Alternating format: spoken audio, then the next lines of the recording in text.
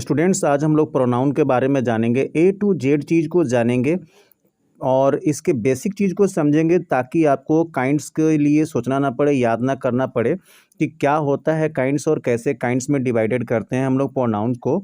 तो चलिए शुरू करते हैं और वीडियो को और देखते हैं कि क्या होता है प्रोनाउन और इसका मतलब क्या होता है। प्रोनाउन में दो वर्ड होते हैं, प्रो और नाउन। प्रो प्लस नाउन को मिलाकर के प्रोनाउन बनता है।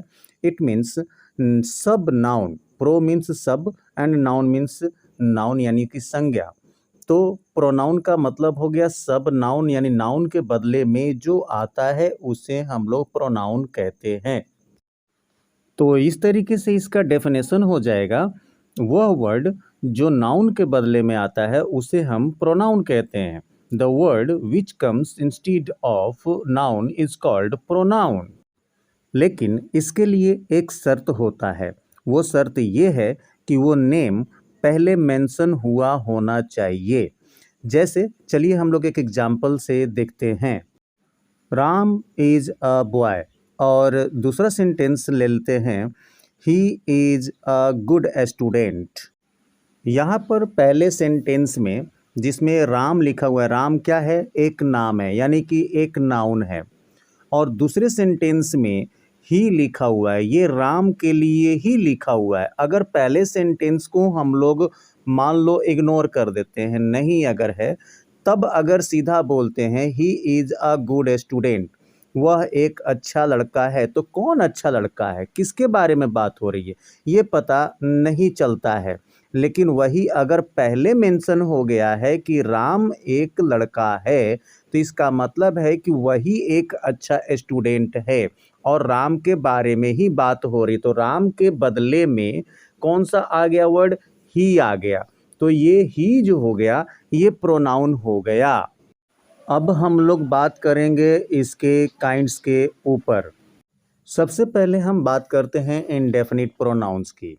तो इंडेफिनिट का मतलब सबसे पहले जानने की ज़रूरत है, तभी आप इसको याद कर पाओगे। इंडेफिनिट का मतलब डेफिनिट नहीं होना, यानी फिक्स नहीं होना। तो वैसा नेम के बदले में कोई वर्ड आता हो जिससे ये पता क्लियरली नहीं चलता हो कि कौन, कितना, कहाँ, तो उसको हम लोग इंडेफिनिट प्रोनाउन कहते हैं। जैसे समबडी, मतलब कौन है, कुछ लोग, यानी कि कौन है पता नहीं। एनीबॉडी नहीं पता है।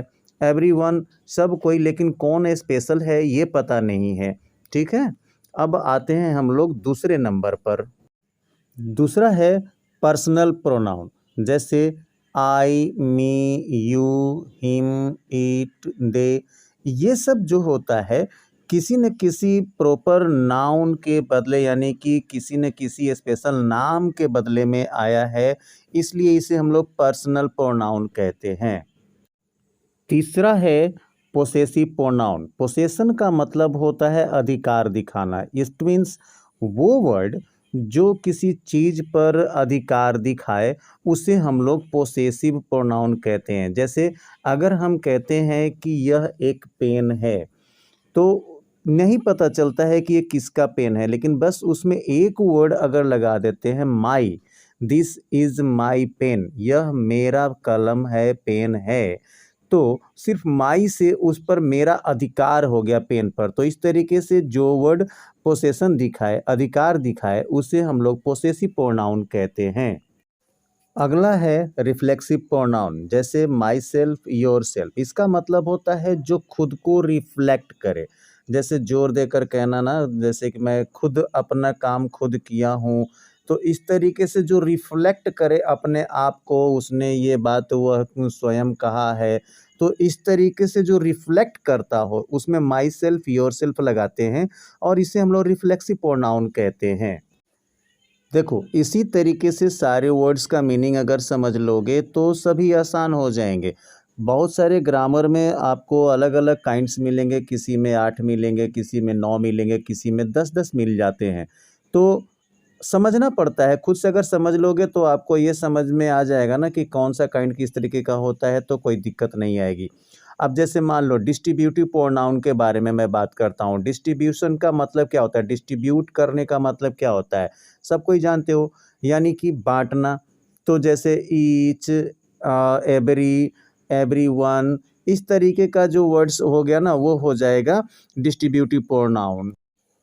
उसी तरीके से आ जाता है डेमोन्स्ट्रेटिव प्रोनाउन। डेमोन्स्ट्रेटिव प्रोनाउन का मतलब आप समझते हैं।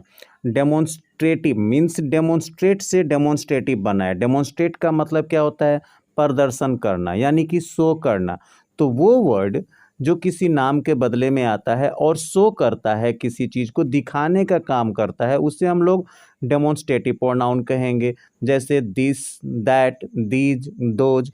This is a pen, it means यह एक कलम है। तो शो कर रहे हैं ना कि यह एक कलम है, या फिर यहाँ एक कलम है। तो इस तरीके से ये जो हो जाएगा ना, शो कर रहा है, तो डेमोन्स्ट्रेटिव प्रोनाउन हो जाएगा।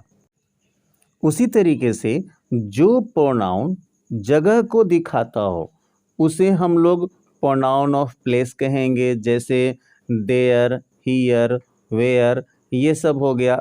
सेम टू सेम क्वेश्चन करते हो जो वर्ड, उसे हम लोग इंट्रोगेटिव प्रोनाउन कहेंगे। जैसे वाई, वाट, होम, हुज, ये सब किसी न किसी तरीके से क्वेश्चन कर रहे हैं, तो इसे हम लोग इंट्रोगेटिव प्रोनाउंस कहेंगे। अगर हम लोग अलग अलग ग्रामर की बात करेंगे तो अलग अलग नेम भी मिलते हैं काइंड्स ऑफ प्रोनाउन में। तो फिर भी मैं आशा करता हूँ कि आप लोगों को ये समझ में आ गया होगा। अगर नहीं आया होगा तो कमेंट में आप मुझसे ज़रूर पूछेंगे। और यहाँ तक अगर आप वीडियो देख लिए हैं, वीडियो अगर आपको अच्छा लगा हो तो सब्सक्राइब ज़रूर कर दीजिएगा चैनल को, और लाइक और शेयर ज़रूर कर दीजिएगा, क्योंकि आप ही के बदौलत हमारा चैनल चलता है। मिलते हैं नेक्स्ट वीडियो में, तब तक के लिए बाय बाय, धन्यवाद।